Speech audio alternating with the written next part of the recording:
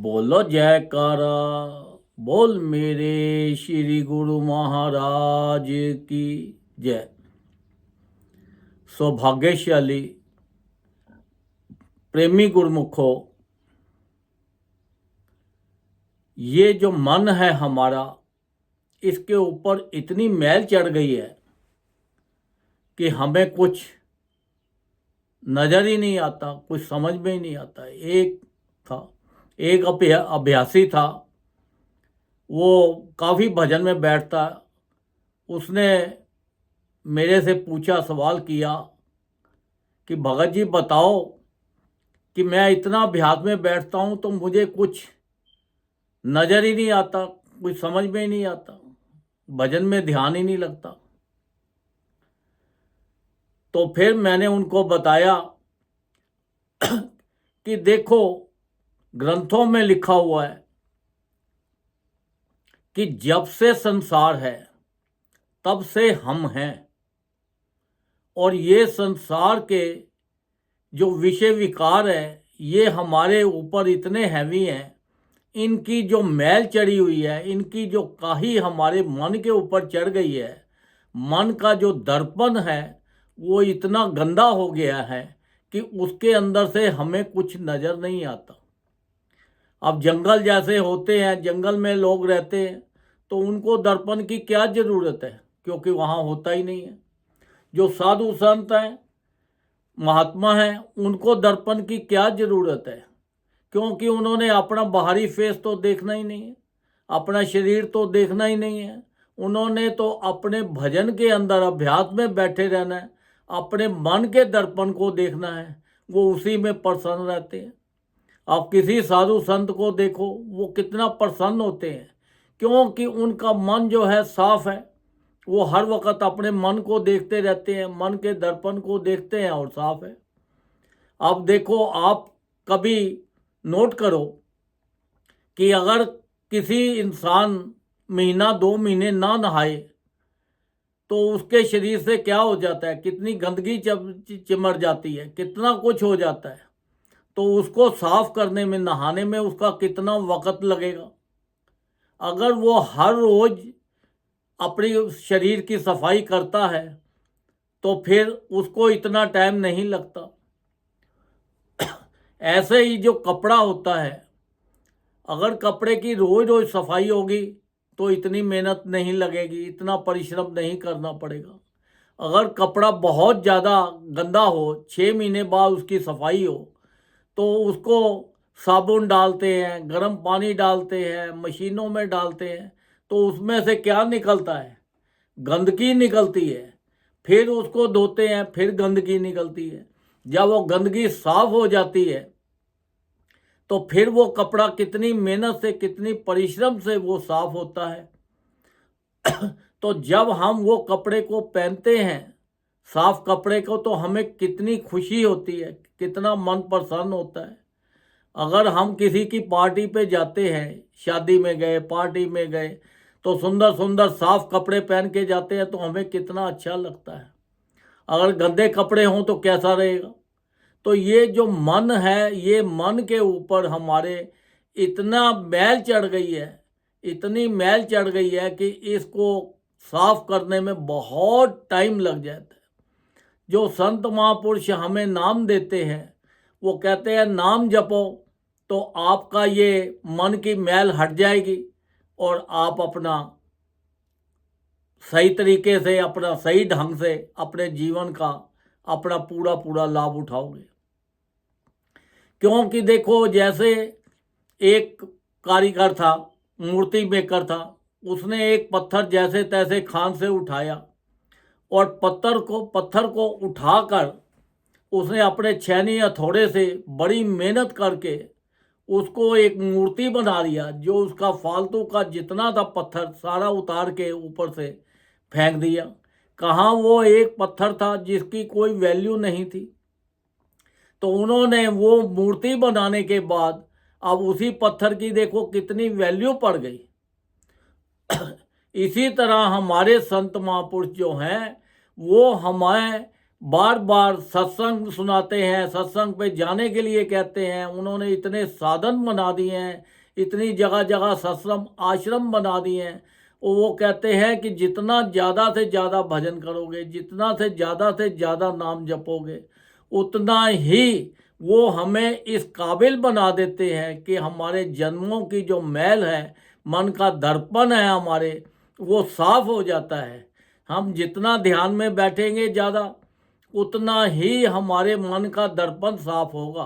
क्योंकि शुरू में तो हमें कुछ भी नज़र नहीं आता, काला काला ही नज़र आता है, सब खाली खाली नज़र आता है।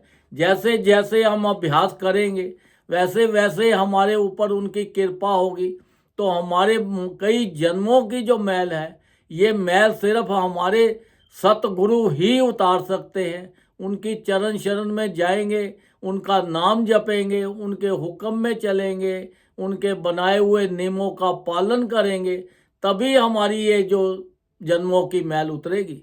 क्योंकि ये जो इतनी मैल है, इतनी मैल है कि इसको साफ करना बहुत ही मुश्किल है।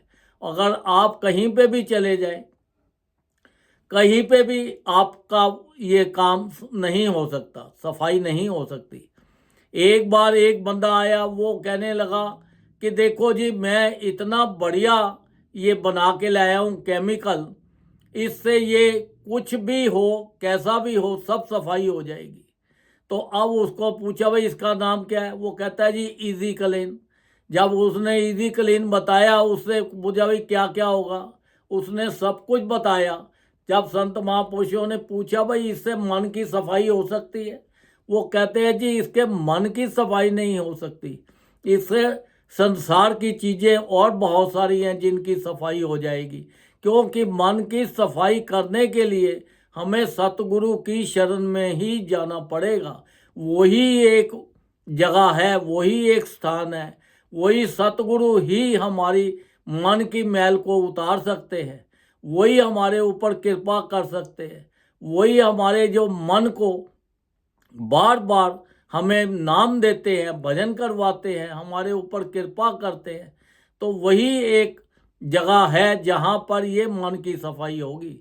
क्योंकि देखो, ये जो शरीर है, हमारा शरीर तो हमने भगवान ने हमें दे दिया, और ये शरीर के अंदर परमात्मा ने हमें मनुष्य देह भी दे दी।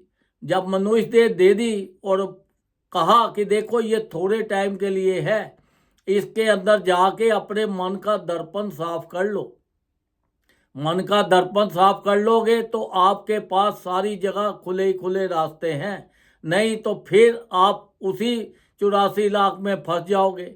जब मैल के ऊपर मैल के ऊपर मैल मैल जमती जाएगी तो कितनी मैल हो जाएगी, आप कभी सोचो।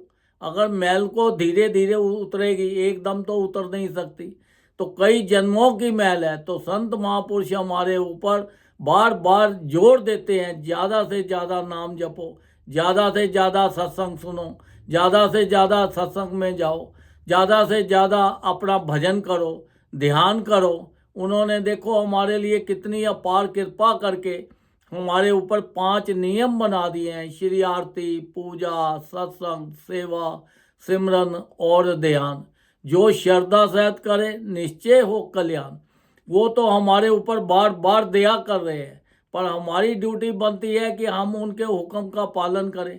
तभी अगर हम उनके हुक्म का पालन करेंगे तो तभी हमारे मन का दर्पण साफ होगा। जब मन का दर्पण साफ होगा तो फिर देखो हम कितने खुश रहेंगे, कितना आनंद मिलेगा, कितना हमें किसी चीज़ का संसार में दुख होगा ही नहीं, किसी चीज़ की संसार में कमी होगी ही नहीं। तो हमारा संसार भी हर तरह से खुश रहेगा और हमारा जो परलोक भी खुशी होगा। संत महापुरुष तो अपनी पूरी पूरी कोशिश कर रहे हैं, तो बाकी हमारी ड्यूटी भी बनती है कि हम भी ये जो शरीर मिला है, ये शरीर इसीलिए मिला है कि इससे हम ज़्यादा से ज़्यादा भजन करें, ज़्यादा से ज़्यादा इससे हम ध्यान करें। तो हम तो अगर संसारिक चीज़ों में फंस गए, ये संसारिक चीज़ों में तो सिवाय विषय विकारों के कुछ नहीं है। ये 5 जो चोर हमारे साथ लगे हुए हैं, ये इतना हमारे ऊपर दबाव इन्होंने डाला हुआ है कि कि ये हमारा भजन की तरफ ध्यान ही नहीं जाने देते। जिसका मौका लगता है वो अपने ऊपर हैवी हो जाता है, क्रोध का लगता है वो हैवी हो जाता है, लोभ का लगता है वो हैवी हो जाता है, मोह का लगता है वो हैवी हो जाता है, क्रोध का लगता है वो हैवी हो जाता है, काम का लगता है वो हैवी हो जाता है। तो ये हमें छोड़ते नहीं हैं। हमें तो अपने मन के पीछे पीछे जाना है, मन को पकड़ना है कि भाई इधर इधर मत घूम, फिर उसको भजन में ज़्यादा से ज़्यादा लगाना है। जितना ज़्यादा हम अपने मन को पकड़ेंगे, जितना हम ये विषय विकारों से बचने की कोशिश करेंगे, जितना हम ज़्यादा ध्यान देंगे, जितना हम नाम जपेंगे, तभी हमारा कल्याण होगा। नहीं तो हमारी आत्मा बार बार इसी संसार में भटकती रहेगी, कभी 84 लाख योनि में, कभी मनुष्य देह में। मनुष्य देह तो हमें मिल गई, पर सच्चा मनुष्य जो बनना वो बड़ा मुश्किल वाली बात है। सच्चा मनुष्य तभी बन सकता है इंसान कि जब वो संसार की चीज़ों को ध्यान छोड़ के तो उस परमात्मा की शरण में जाए, उनका ध्यान करे, भजन करे। क्योंकि ये हमें बड़ी थोड़े से टाइम के लिए ये शरीर मिला है। हम इसको ये सोचते हम 100 साल जिएंगे, इतना जिएंगे, वो बात नहीं है। हमारा कोई समय नहीं है, हमारा थोड़ा सा वक्त है। इस वक्त के अंदर हमें ज़्यादा से ज़्यादा ये कोशिश करनी है कि देखो हमें ये परमात्मा ने एक श्वास दिया है, पता नहीं दूसरा देगा या नहीं देगा। तो इसलिए इससे से ज़्यादा भजन करना है। जितना ज़्यादा भजन करेंगे उतने ही हम खुश रहेंगे, उतना ही हमें सुख मिलेगा, उतना ही संसार की हर तरह से मौज रहेगी।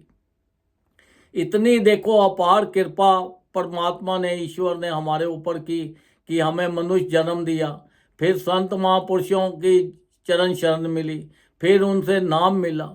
ये तो हमारे कई जन्मों के पुण्य हैं, वो पुण्यों से हमें ये मिली है। अब देखो सत्संग के उन्होंने कई साधन बना दिए हमारे, तो ये भी हमारे कई पुण्यों का जन्म है। जो हम सत्संग सुनते हैं, सत्संग करते हैं, भजन गाते हैं, तो ये देखो ये उस परमात्मा की बड़ी अपार कृपा है। तो हमें ये अपार कृपा का पूरा पूरा लाभ लेना है। तो ज़्यादा से ज़्यादा भजन करके हमें संसार के अंदर अपना लोक भी सुखी करना है और अपना परलोक भी सुखी करना है। क्योंकि ये संसार जो है ये देखने में तो बहुत खूबसूरत नज़र आता है, पर आप जब इसके अंदर जाओ तो देखो हर चीज़ ही दुखदाई है। कोई भी चीज़, अगर पैसा ज़्यादा हो जाए तो वो भी दुखदाई है, अगर खाना हम ज़्यादा खा लेंगे तो वो भी दुखदाई है, कहीं ज़्यादा रिश्तेदारी हो गई वो भी दुखदाई है, ज़्यादा फ्रेंड सर्कल हो गया वो भी दुखदाई है। कोई भी चीज़ ज़्यादा हो जाए तो वो दुखदाई है। हर चीज़ जो है एक लिमिट के अंदर रहेगी तो ज़्यादा अच्छा है। तो हमें ये संसार के अंदर एक लिमिट में रहना है कि बस ये संसार की चीज़ों का आनंद लेना है, संसार की चीज़ों को अपना नहीं समझना। ये सोचो कि हम यहाँ पे आए हैं और इन चीज़ों का आनंद लेकर और अपना काम जो है वो निकाल कर हम अपने चले जाना है। जैसे हम किसी प्रदेश में जाते हैं तो हम क्या सोचते हैं, यहाँ बिजनेस करने आए हैं, तो वहाँ की चीज़ों से तो हमें प्यार नहीं होता, हमें तो अपने बिजनेस से मतलब होता है। तो हम अपने बिजनेस वहाँ से किया और वहाँ से सब चीज़ें वहीं की वहीं छोड़ के, उनसे कोई संबंध नहीं होता, अपना काम निकाल के तो आ जाते हैं। ऐसा ही ये संसार के अंदर भी हमें ये जो शरीर मिला है ये सिर्फ यहाँ भजन करने के लिए मिला है। तो हमें इससे से ज़्यादा भजन करना है। हम ये सांसारिक चीज़ों के नहीं फंसना। अगर सांसारिक चीज़ों में फंस गए तो हमारा भजन नहीं होगा। भजन नहीं हुआ तो हमारा संसार में आना ना आना एक बराबर हो जाएगा। तो इसलिए हमें ये बड़ी मुश्किल से ये समय मिला है, तो हम ये समय का पूरा सदुपयोग करना है और ये जो शरीर मिला है इसका पूरा लाभ उठाना है। ये श्वास इतने कीमती मिले हैं, इनको खराब नहीं करना।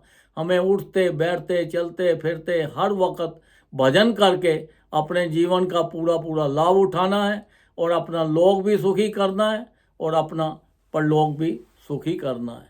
बोलो जयकारा, बोल मेरे श्री गुरु महाराज की जय।